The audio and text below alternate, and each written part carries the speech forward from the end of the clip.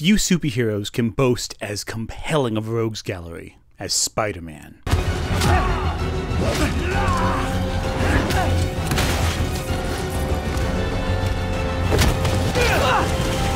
Let's be fair, every superhero has their rogues gallery, their villains. When you look at characters like Batman, Superman, the X-Men, the Flash, they're defined by both their powers as well as the adversaries they face on a regular basis. What is Batman without the Joker, the Riddler, Ra's al Ghul, Bane, Catwoman? Who is Superman without Lex Luthor or Zod to fight? Or Brainiac for that matter. But Spider-Man is interesting. While every other hero in fiction you can point to and go, that's their nemesis, Spider-Man, it's a little trickier. Now, the instinct, of course, is to point and say, oh, Norman Osborn, he's Spider-Man's greatest enemy, but I don't believe it's so clear-cut. I did a very informal poll with my YouTube community to figure out who people thought was Spider-Man's arch enemy, and overwhelmingly, everyone said Norman Osborn. But there were votes for Doc Ock, Venom, Kingpin, Mysterio. A few people even asked where Paul was. You know Paul, right? You know, Paul. I'm sure this joke won't date horribly once Paul, I don't know, disappears from comics for a decade or something like that. But still, people have a couple of villains who they think of as the greatest adversaries of Spider-Man's life. I respectfully, though, disagree with everyone. I think that Spider-Man has a villain that is someone we don't talk about too often.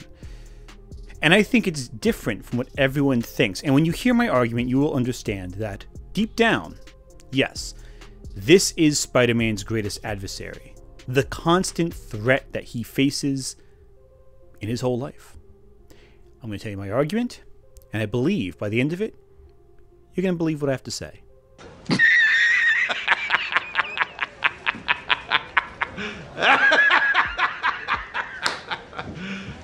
You serious?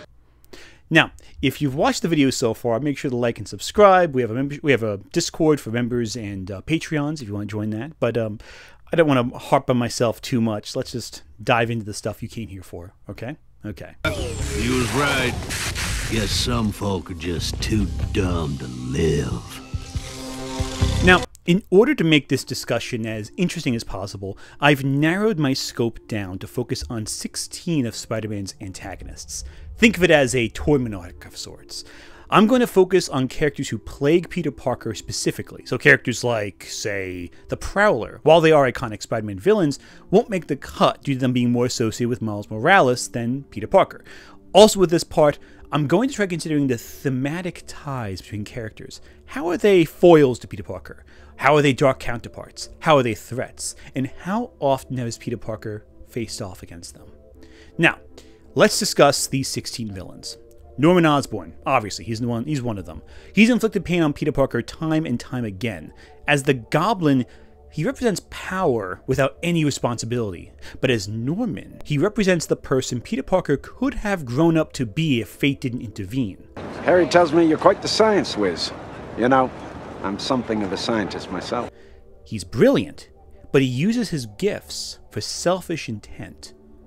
However, he's not the only Goblin I'm going to include in this discussion. In the second seed of this tournament, if we're including Norman, we gotta include Harry, his son.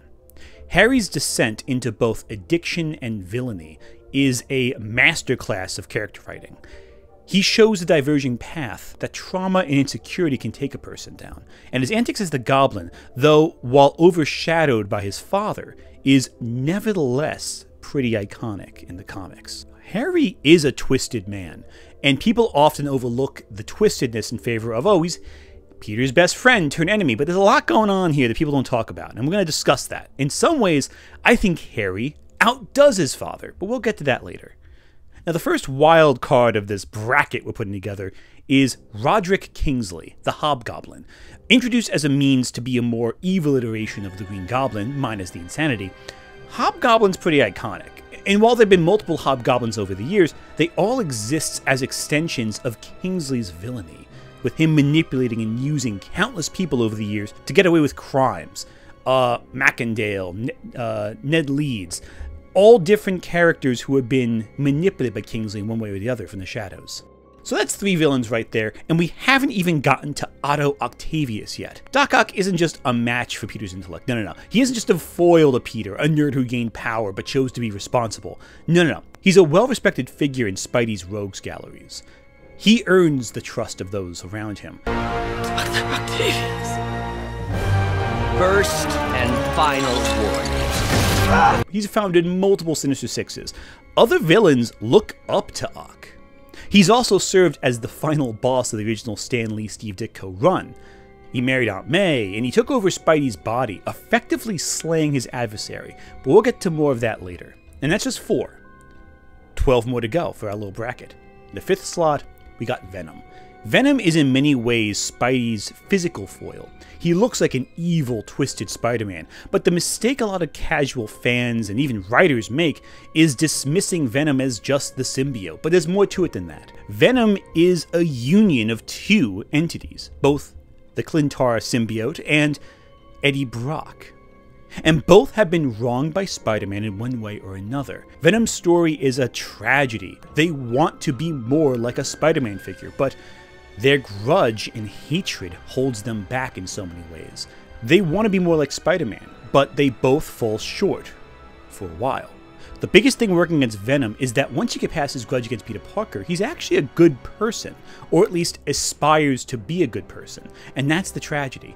Other villains are irresponsible with their power, but Venom sees himself as responsible, fighting the evil Spider-Man. But the thing with Venom is the longer that he grows and exists, he realizes that his own actions are causing more harm than Peter Parker, and he strives to do better, and that makes him interesting. And like with Harry and Norman, if we're doing Venom, we gotta put Carnage on our list. He's the 6th seed.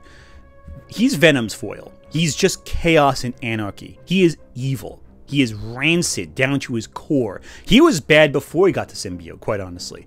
He is a great threat that tests Spidey's morality and perspective of decency, as well as a catalyst for Venom's growth into the hero he wishes to be. So that's 6. 10 left. People often make the mistake of calling Kingpin Daredevil's villain, but he started as one of Spidey's foes all the way back in Amazing Spider-Man number 50. He lacks power, physically, but he pulls the strings behind all of New York City's crime, and even beyond. If Peter Parker is the friendly neighborhood Spider-Man, Kingpin is that neighborhood's threat, using capitalistic power to make the world worse, for profit. The next one, Kraven the Hunter, a man who took Spider-Man down with nothing but pure skill. He's not really Peter's foil in any way, but rather someone who rises to meet the challenge that Spider-Man presents. He doesn't have a hatred for Spider-Man, he just wants to beat him, and to that end he proves a great challenge, and with that determination, he proves quite the threat. Alright, that's 8 so far. We're halfway through. No one likes the Jackal. People hate the Jackal, in fact, and for good reason. He's behind the Clone Sagas and Spider Island, but that also makes him a great adversary. In a sense, he was formed by Peter Parker's greatest tragedy, the loss of Gwen Stacy. Because, you know, okay, he's a creepy dude, right? Anytime a professor is lusting over a young student, that's creepy, right? We can all agree with that? Yeah, Jackal's creepy. Let's move on. Mysterio isn't someone you would consider to be one of the all-time greatest Spider-Man villains, but you'll be surprised by the end of this video how often Mysterio proves one of Peter Parker's greatest threats. He is, in many ways, pure theatrics. He plays on perspective, something that's plagued Spider-Man for years. J. Jonah Jameson created the illusion to the world that Mysterio was a hero to counterbalance Peter Parker's villainy, essentially. Mysterio took advantage of that for pure profit. He is cosmetics, surface level, but when he gets serious, he gets serious. Now, Electro is just power unbound. No responsibility, no care as to who gets hurt, just cruelty and intensity. He's not complicated, but he doesn't have to be. He just has to do what he wants to take what he wants to take. Wow, we're at 11 already. That's a lot. 5 left, right? I guess I need to count Morlun here. He is, after all, a vampire. Well, not that vampire, not Morbius, Morlun. He's an energy vampire, not the kind you think of with typical Marvel. He sucks on totemic power of those who identify with animal totems. Now, Morlun may not be a reoccurring villain as much as, say, Doc Ock or Green Goblin, but he is responsible for the Spider-Verse event, or at least the inheritors that he's aligned with are. And that makes him a pretty major figure in Spidey's history, spurring change that has revolutionized the way we talk about Spider-Man since then. Okay, who's next? Let's talk about Black Cat. Sure, Felicia Hardy isn't exactly the biggest villain per se, but she is a criminal and an adversary for Peter Parker. Felicia loves Spider-Man, but is less fond of the man behind the mask. The Black Cat exists primarily as a challenge to Peter's double life, an allure of being Spider-Man full-time, ignoring the human side of Spider-Man. He's in love, he's married, here's temptation. Felicia is a more complex character than just a simple villain, but that still makes her a major threat to the most complicated element of Peter Parker's life, his romances. The old Parker charm strikes again, as always. Alright, I think we need to talk about McGargan now. Scorpion is in many ways Venom before Venom. He's a man stuck in a suit thanks to Spider-Man, and thanks to J. Jonah Jameson, we'll get to that later. He has developed a true hatred of the Wallcrawler. It doesn't hurt that ultimately he does become Venom too, McGargan. So I don't want to mix up McGargan's antics with Eddie Brock's antics. They're vastly different, and McGargan is much crueler than Eddie ever could dream of being. When he wields the symbiote is corrupted and corroded by Scorpion's evil. They're vastly different and can't be compared. Then there's Mephisto. Yeah, he destroyed Peter Parker's marriage and arguably turned many readers off in real life from reading Spider-Man. He's earned his place with one of Spider-Man's greatest foes because he pissed off everyone. And finally, we come to our last slot in our little bracket. J. Jonah Jameson. Are you serious? No other person in New York City is responsible for Peter's abject misery like Jameson is. He funded the Spider Slayers. He helped create Scorpion. He helped promote Mysterio. He is the reason why many people hate the Wallcrawler. He also published the counter story for the Sin Eater story that helped get Eddie Brock fired, but you know, Daily Globe, Daily Planet, Daily Bugle, whatever, who cares? In the MCU, it gets even worse, but we'll get to the MCU later. That's a special element of Spider-Man that I think is worth discussing, but we'll hold off on that. J. Jonah Jameson is one of the few people Peter Parker can't just punch. He has to outmaneuver in the most difficult fight in the world, PR. So yeah, that's 16 villains, and a lot of villains didn't make the cut. Vulture, Sandman, the Lizard, Shocker, Big Wheel, Morbius. But ask yourself, would you ever count these guys as Spider-Man's biggest villains? Like, they're great villains, yeah, especially Shocker. Shocker! But are they really the big bad villains? You know, the one you would say is, that's Spidey's adversary for life.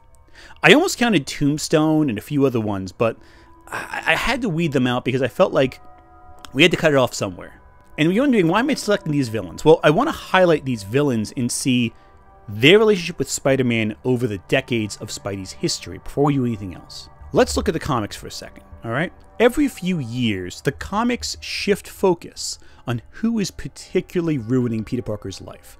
Now, the early years, it's a pretty good spread of villains, right? Each villain was introduced every couple of issues. During the Stan Lee years, yeah, Doc Ock was Peter Parker's biggest villain. He fought Peter the most, formed the Sinister Six, almost crushed Spider-Man under hundreds of tons of rubble. Yeah, Green Goblin was a menace, and undeniably so. He was a recurring threat during this time. But Doc Ock cost Spider-Man the most. During the end of Stan Lee's run, Captain Stacy was killed in a fight with Doc Ock. Now, yes, Doc Ock lost control of his tentacles because of Spidey's altered webbing, yes, but he's still in part responsible for the first major death Peter Parker faced after Uncle Ben's passing. Now, Norman, after revealing himself to Peter as the Green Goblin, he stopped being Peter's main antagonist, proving more a shadow over Harry's life for a while, until the night when Stacy died. One thing a lot of people get surprised by when they go back to the old Stan Lee, Steve Ditko, or John Romita Sr. era of Spidey is how infrequently the Green Goblin really appears. Sure, on paper, if you look on total appearances of the Green Goblin versus total appearances of Doc Ock, it looks like Green Goblin appears more. He appeared in 26 comics, from his first appearance in Amazing Spider-Man 14 to his death in issue 123. But most of those appearances were subsequent, one after the other, meaning he'd regularly appear in larger stories before disappearing for long stretches of time. Now, compare that to Doc Ock. From his appearance in the 3rd issue of Amazing Spider-Man to that same issue, 123, Doc Ock appears in 18 issues. That sounds like less, but you gotta keep in mind a few things. 1, this meant Doc Ock actually appeared in more stories. For 2, when Doc Ock appeared, he always took center stage. But Goblin usually cameoed. He popped up in the background for a panel or 2. He was partnered with another villain. His first appearance, he's partnered with the Enforcers and gets overshadowed by the Hulk. The Goblin was rarely center stage in those 26 issues, and the ones that he was center stage in, they counted, but usually it was just a small little appearance. I know a trap when I... But that's what makes it fun. Besides, what choice do you have? And once Norman kills Gwen Stacy and went away, Doc remained a core Spider-Man villain. But 2 new villains rose to kind of take the Goblin's mantle. One being Harry Osborn, who became the new Goblin, but the other was the Jackal. The Jackal felt like a real threat to Peter. He sparked gang wars around him, sent the Punisher after Peter, and then cloned Peter and Gwen Stacy. But the thing about the Jackal is that his stint was brief but intense. He was the center of a big arc. Even before the original Clone Saga, when Gwen Stacy died, Jackal took over as the big bad and stayed there until the Clone Saga, the first one anyway, ended. But while his stint was intense, it was also brief. He didn't really have a lot of lasting power in the immediate aftermath of that first Clone Saga until they came back in the 90s and brought him back. So Jackal was a big bad, but Doc Ock was always there. He was always present. And Harry took on the mantle of the reoccurring villain like Green Goblin did. He became the architect of Peter's suffering for a very long time.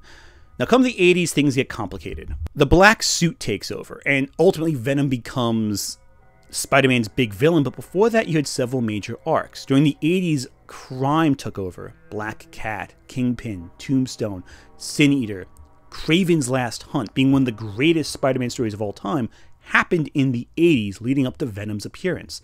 And Hobgoblin became a really major threat this time as well, fizzling out when Jason McIndale took over. But, you know, into the 90s, you got Carnage, you got the second Clone Saga, which ultimately then would lead to Jackal coming back, and more importantly, Norman Osborn coming back. But I do want to say, during this time, Doc Ock and Harry were 2 of Peter's biggest enemies, up until Norman's return.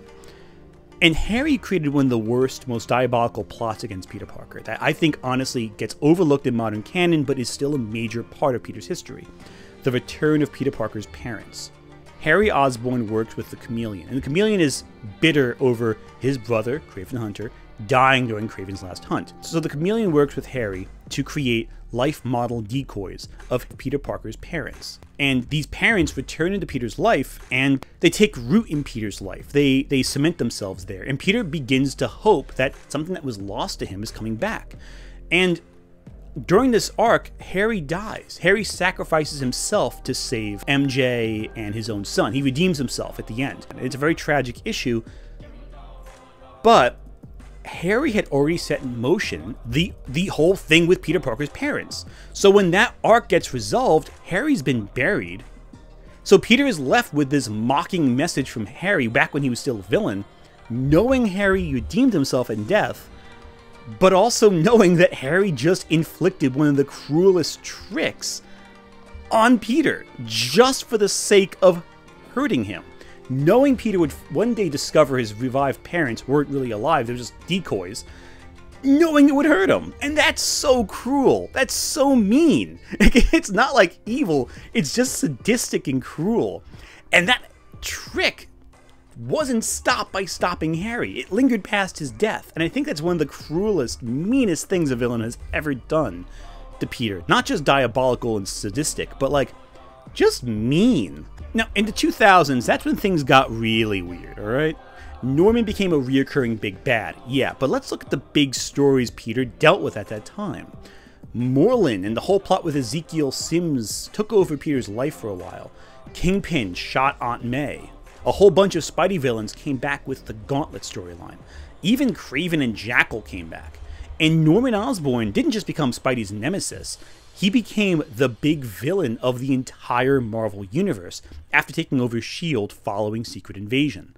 But one person who never left Peter's side in terms of ruining his life was Doc Ock. Doc Ock was loyal, alright? Yeah, that's loyalty for an enemy.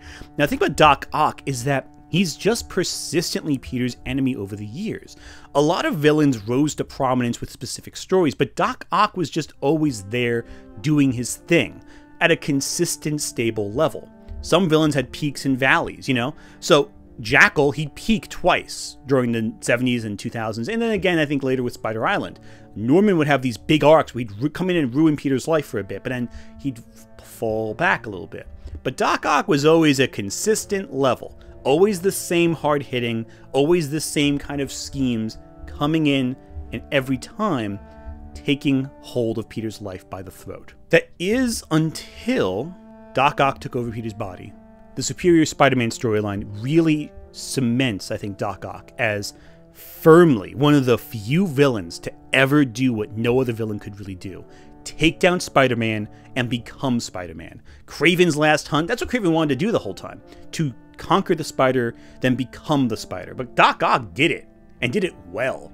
And even gave up being Spider-Man because he knew that his adversary had to do the right thing to save the world from Green Goblin. But again, that proves he's one of his best villains. I think the only person who comes close to the consistent level of threat that Doc Ock provides is J. Jonah Jameson in the comics. Yeah, he's always there. From the beginning, he's always been there causing problems for Spider-Man. Whenever something goes wrong for Spider-Man, Jameson uses the paper of the Bugle to make it worse. He made Scorpion, and Scorpion would later become Venom and Norman Osborn's chief enforcer during Siege. Everything that Norman did was assisted by Jameson. Jameson funded the Spider Slayers. He did all of these things. He helped raise Mysterio to elevate to a state of popularity. And there are other points where Peter Parker gets framed for murder, and Jameson just runs the story. But Jameson's never the big antagonist. So let's break this down for a second. Let's go decade by decade and just say who the big villain is and who the side villains is. We're going to give them a point counter, let's say. So I calculated the way it is, if they're the main villain of that decade, they get 2 points, and the secondary villains get 1 point. So for the 60s, Doc Ock's the main villain, with Norman Osborn and the Kingpin as secondary reoccurring big bads. 70s, it's hard to top the Goblin during this time, so I'll give it to Norman as the main villain, with Harry and Jackal as reoccurring secondary antagonists of this decade. The 80s, another big year, big year. But I'm going to ultimately give it to Venom because even though he only came in at the tail end, he completely overshadowed everything that came before him, and the Black Suit saga really did dominate the 80s in terms of the story. But Hobgoblin and Kraven I'm going to give second place to because of their iconic narratives during this time. The 90s, Venom takes a side role as a main threat because he's in his Lethal Protector years. He's being a hero. He's trying to do the right thing after he compromised with Spider-Man in issue 375. But Jackal is the real big bad. But point goes to Harry too, both for his redemption and for his cruelest trick. And yes, I know that Norman is ultimately behind everything, but that's kind of a retcon. He's barely present in the 90s. And thus, his reveal as the ultimate big bad for the Clone Saga, it comes across as a surprise more than a constant presence, the one threat Peter Parker faces. But the 2000s are trickier. Morlun is the big bad at first, but Kingpin and Mephisto take the decade in my opinion, just because of how badly they hurt Peter during this time. But Kingpin definitely think it gets the top spot, while Morlun and Mephisto take second. But because Doc Ock was a constant threat for the last several decades, I'm going to give an extra point just here for being consistent. So 2 points for the last 4 decades. That sounds fair, because he's the consistent big bad, but not the biggest big bad. Now, at the start of the 2010s, Norman became the big bad of Marvel for a while, so I gotta give an extra point for that alone. He would also continue to be a major threat for Peter, so he'll be a secondary threat, he gets a point. Morlun and the Inheritors, because of the Spider-Verse and all that, they get a point as well. But the decade goes to Ock, hands down because of Superior Spider-Man. So far, it appears based on my point tallies I'm keeping track of over here, that Doc Ock is in the lead. But this is going to change fast, because the comics are only part of the Spidey mythos. There's games, cartoons, and movies to account for as well. Let's go over the cartoons briefly. There were several cartoons over the years, and all of them feature Spidey villains here and there, most often as reoccurring threats. Very few of the cartoons will showcase one specific villain as the consistent big bad, with one exception, and that's the 90s cartoon. Something occurs to me. Either Spider-Man's destroyed, or you'll get Oscorp. Whatever happens, you win. That's why I'm the Kingpin. In the 90s cartoon, the Kingpin is by and away the big bad for the whole show. He is behind almost all threats, he is often funding villains, giving them resources. He is the big bad. Doc Ock does kind of come in a little bit throughout, forming the Insidious Six, but again, it's working often with the Kingpin. Green Goblin actually barely shows up in the 90s cartoon. He only shows up in the 3rd season, with Harry Osborn then taking the mantle afterwards. But Norman, while a reoccurring character, he's rarely the villain. I would say, again, using the Spectacular Spider-Man, Tombstone actually is a big bad more than anyone else, but Green Goblin comes in and dominates the scene, along with Venom. The 80s and 60s shows, again, every villain's like a reoccurring. They have an episode, they're gone for a bit. They have another episode, they're gone for a bit. Formula works. I'd say Ultimate Spider-Man, the Goblin kind of becomes the big bad towards the end, but the symbiotes do too, so it's a little wonky. But again, these are shows where they would cycle through villains, right? Even the shows that I mentioned previously, they'd cycle through bad guys. Oh, and then Spider-Man Unlimited. I almost forgot about that one. Spider-Man Unlimited, I think High Evolutionary is the big bad, which is strange because he's not really a Spider-Man villain and not in our ranking, so we won't count him. Again, Tombstone isn't going to count it either, so it doesn't really matter at the end. Oh, then there's the Neil Patrick Harris show. I think Electro's the only, like, substantial villain who shows up. There's a couple of, I think, Lizard, but anyway, it's not important. Of our bracket, I think Electro and Kingpin are the only two that show up in the Neil Patrick Harris show. So, again, what this does is it establishes these shows didn't really have a consistent rogues gallery, like a specific villain, but you know, they had a few different guys. Next one, let's talk about the games for a second, because I went through all the games to have ever featured Spider-Man, and then I eliminated a few. I don't want to talk about the mobile games. I don't want to talk about the Marvel vs. Capcom games, because that's a whole other mess right there. I don't want to talk about Marvel Alliance or the big crossover games. Let's just focus on Spider-Man specific games. How many times were certain villains the big bad and or final boss? In some cases it's different because, you know, you gotta space it out. What I found was very interesting. The Green Goblin is only the big bad 6 times. Kingpin's only twice. Electro, he's a big bad in Enter Electro. Alistair Smythe was a big bad a couple times too. That was interesting. Doctor Doom, strangely enough, was the big villain, as was Arcade from the X-Men. Hydra, another game, he was a big bad. But the recurring villains I noticed though. So Green Goblin was 6. So was Mysterio. Mysterio was the big bad in video games just as often as Green Goblin. Carnage and Venom were often final bosses, but in 8 of the games, Doc Ock was the big bad and or final boss. Oh, and Venom, actually there's a lot of games you can play as Venom, so that's gotta count for something, I think. And while characters like Scorpion, Rhino, and Electro are universal henchmen, so is Mysterio. In fact, out of all the characters in the games, Mysterio was one of the most commonly occurring villains outside of Venom, Doc Ock, and Green Goblin, which I find really interesting. And in the films, it's you know the films already. You've seen them a million times. The Raimi trilogy. First film, Green Goblin. Second film, Doc Ock. Third film, Venom, Sandman, and Harry Osborn. The Amazing Duology. First film, Lizard. Second film, Electro and Harry. The MCU films. Ignoring the MCU crossovers where it's basically giant fights or what have you, it's Vulture, Mysterio, and then every previous villain, essentially, with Norman Osborn taking center stage. If you take all those into account, you do come to a certain conclusion. With all the films, there is one singular threat. In fact, I'm going to go out on a limb and say it right now. We know enough. We know who Spidey's biggest villain is. Based on everything we've seen so far, there's only one possible thing that could be Spider-Man's greatest adversary, and that is this. The true adversary of Spider-Man is capitalism. Rand! All I got is this 20 for the rest of the week. Would you pay me in advance?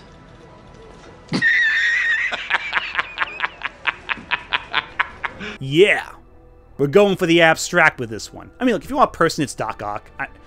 Obviously, it's Doc Ock. Look how often the guy's been the bad guy for everything. He's been relevant from the start, and he's still relevant. He is Spidey's big bad. When Norman Osborn wasn't there, Doc Ock stuck around. So if you want the singular answer as who is Spidey's biggest villain, regardless of how many bad things Goblin has done to Peter, it's Doc Ock. He's the winner by a mile.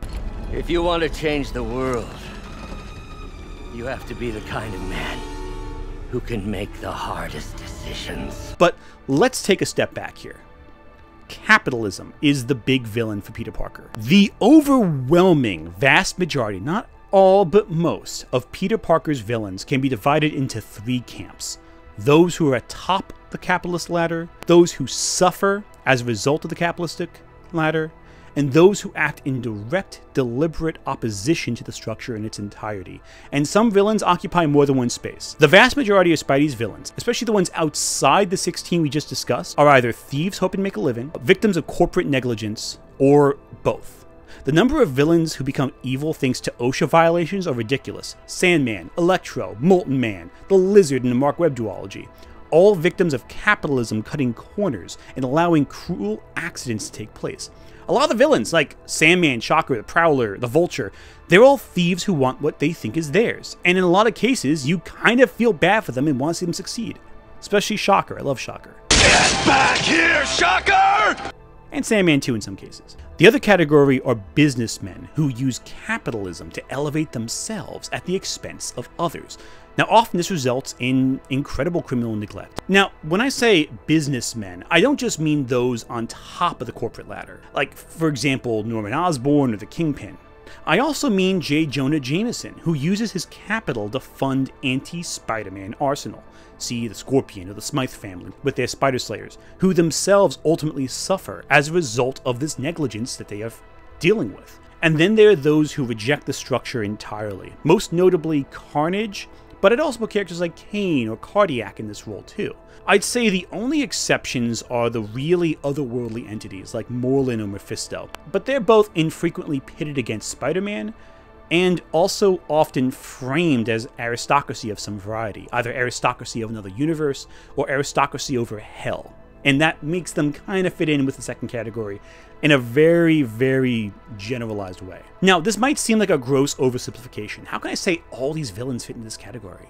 But think about it for a second. The deeper we go with each character, the more obvious this becomes. And it's no clearer than looking at Peter Parker's origins when compared to the majority of his rogues gallery.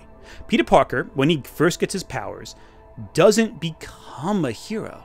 He becomes a performer, a wrestler. He wants to make a living from his powers, use them for profit, and he neglects his responsibilities.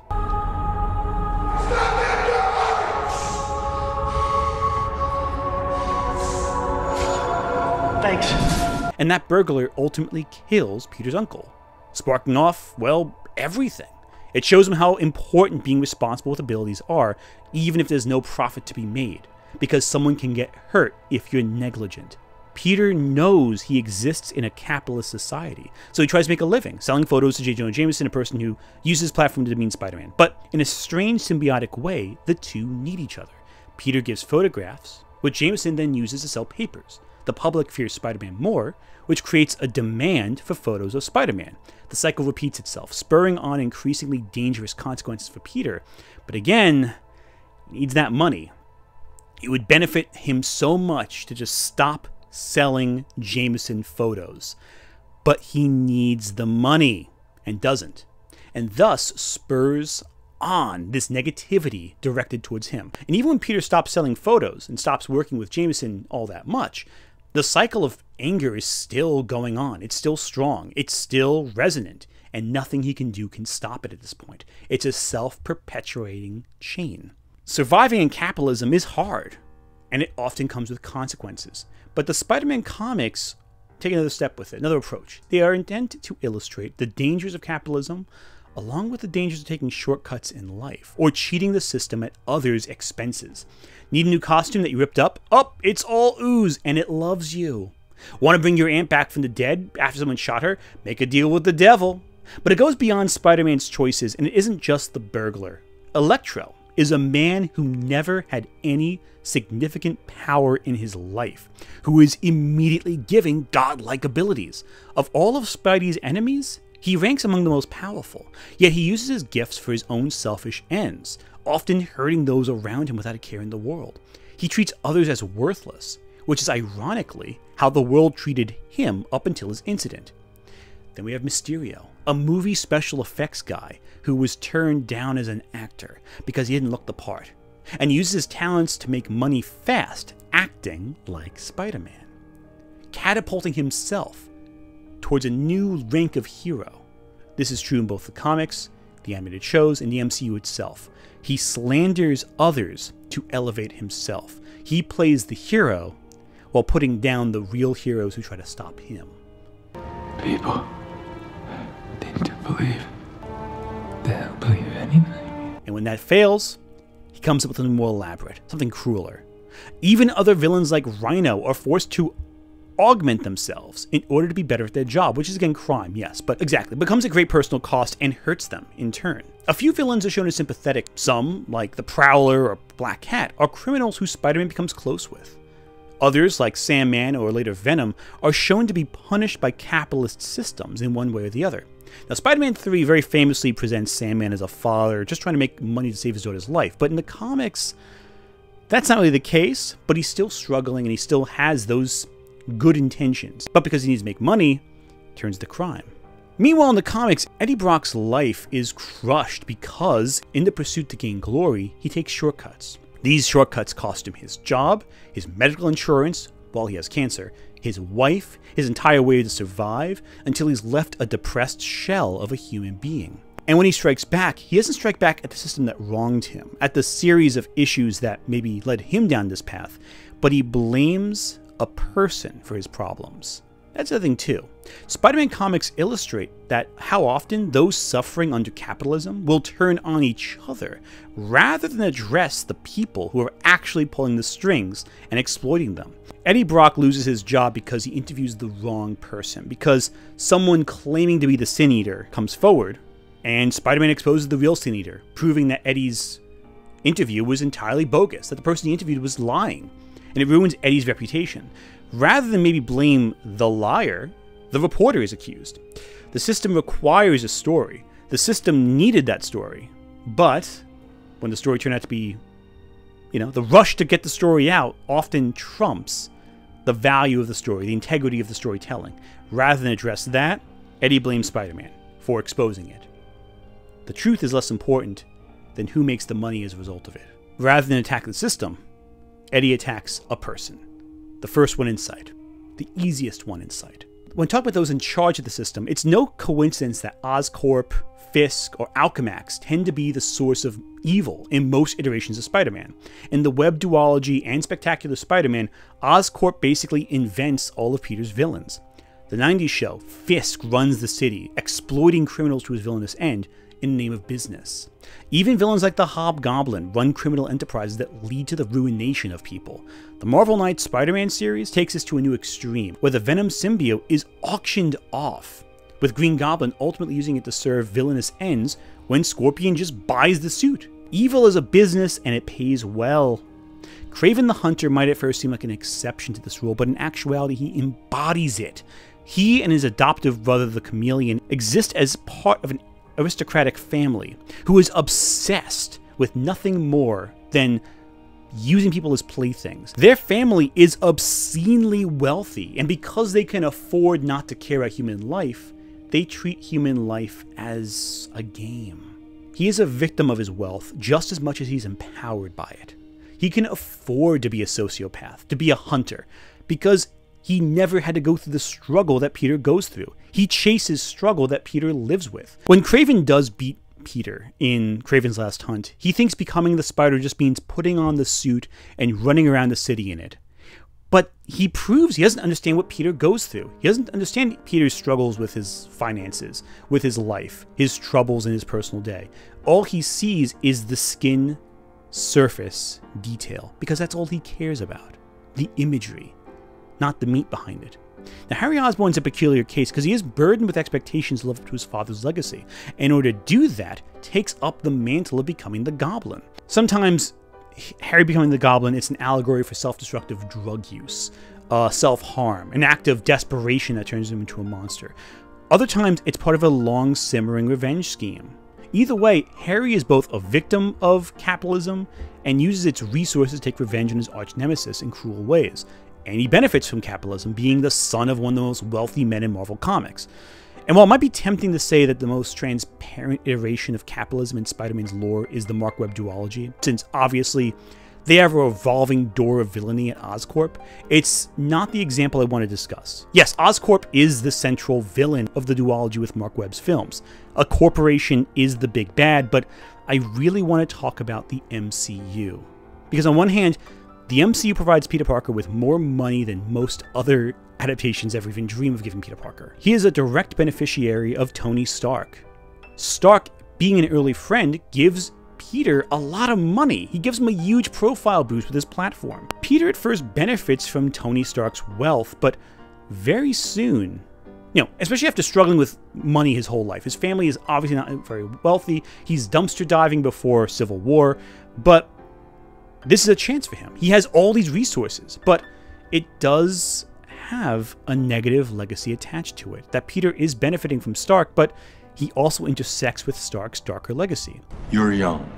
You don't understand how the world works. Yeah, but I understand that selling weapons to criminals is wrong. How do you think your buddy Stark paid for that tower?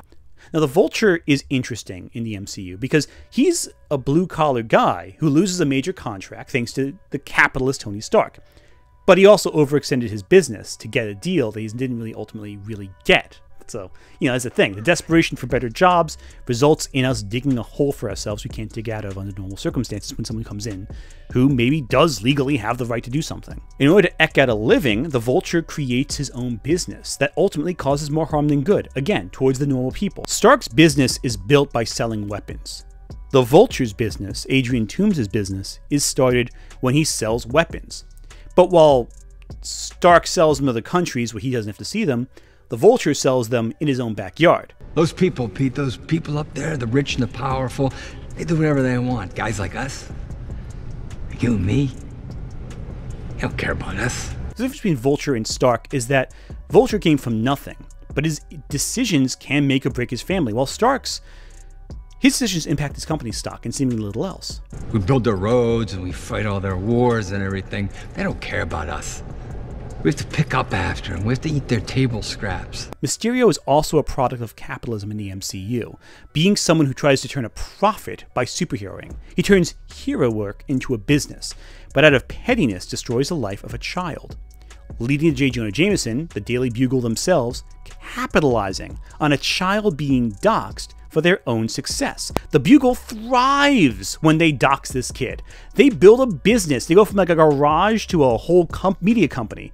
They continue the grift on Peter Parker's struggle. And even when Peter Parker is erased from existence, the grift continues in some capacity. Mysterio's last act of vengeance turns into a massive industry. And even Stark brought Peter into the Avengers initially as a means to profit.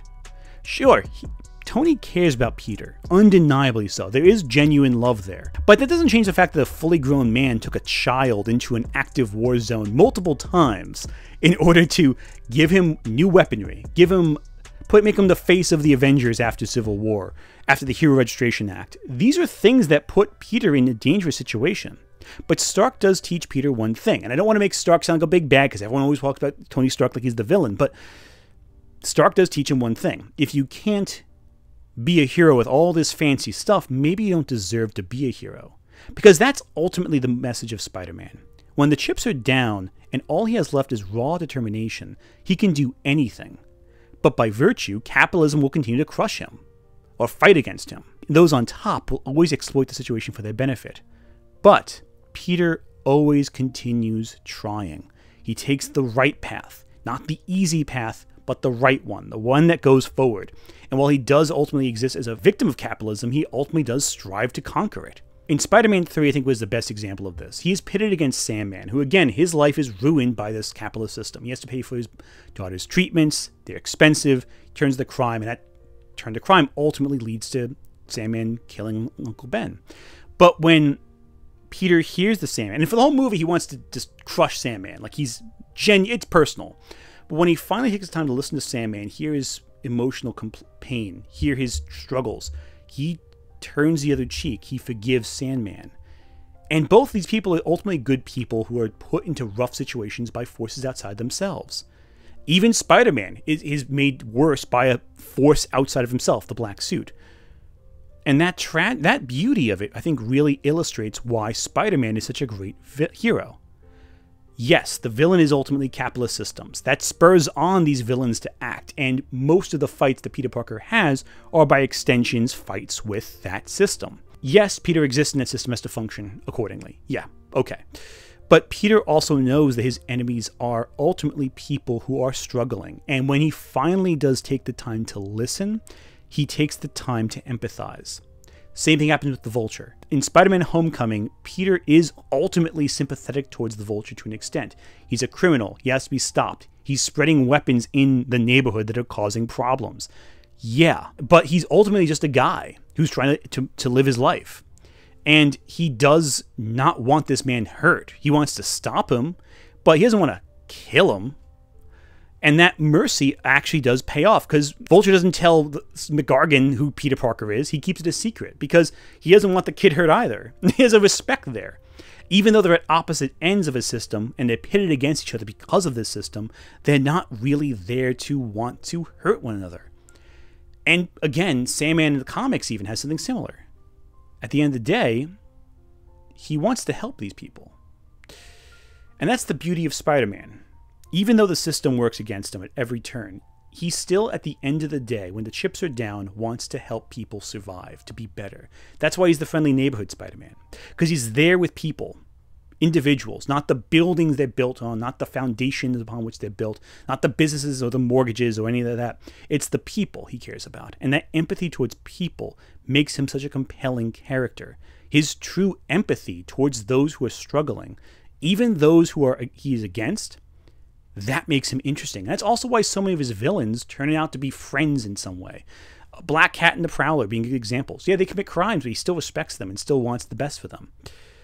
That is why he works so well. Even Norman Osborn himself and Doc Ock, at their worst, when they've done the worst to him, when they've taken over his mind, when they've hurt his loved ones, they still receive some degree of empathy from Peter, because he understands that the system that they're in will keep pitting them against each other again and again. Maybe not they won't say it's the capitalist system, but it's the structure of their lives. The systems that are ordained that they must fight and steal and hunt for their profits. The only person I think he has no empathy towards is someone like a Carnage, Cletus Cassidy, and they exist outside the system in so many ways. They don't really care about the struggles. They just want to destroy everything. And that would lead to Peter Parker's way in life going. That would lead to others being hurt and let go by the system. While many people think that dismantling a system will lead to better things, at the end of the day, that kind of insecurity will ultimately lead in some ways to people struggling. And we see that firsthand. And so to preserve the way of life of so many, preserve in order to improve, people like Carnage have to be stopped. Because they're not really interested in making the system better.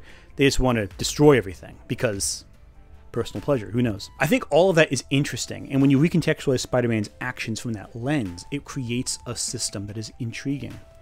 They're all hurt by capitalism. And all they have is one another to exist. And I think that's really interesting stuff. I think that's what makes Spider-Man so compelling. That he is constant. It's not the mad science that everyone says. Everyone always used to joke, oh, hey, if you just got rid of all the crazy scientists building new inventions, half of Spidey's villains wouldn't exist anymore. But the reality is, it's the systems of capitalism that lead to these increasingly irresponsible new things, these increasingly desperate means to make money and profit that lead to so many people getting hurt and Spider-Man needing to be there for the little guy. I think that's really compelling stuff, and I think really recontextualizes how we watch Spider-Man and how we read Spider-Man. And I think through that, it also explains why so many times when they give Spider-Man money, it feels as inauthentic. That's why a lot of people got upset with the MCU for making Spider-Man essentially have Tony Stark's technology. Because it took away something from Spider-Man's struggle, the struggle against the systems of capitalism that put him down.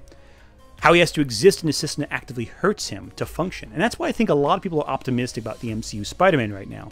Because at the end of No Way Home, he is left penniless, on his own, on the back foot, struggling. Spider-Man always has to be struggling. That is his eternal destiny. But you gotta give him some stuff too. Let him get married, let him have kids, let him mature, let him struggle with more things as an adult. Because it's shocking, it's depressing to see someone, after all this time, still struggling with the same issues he was struggling with back in 1972.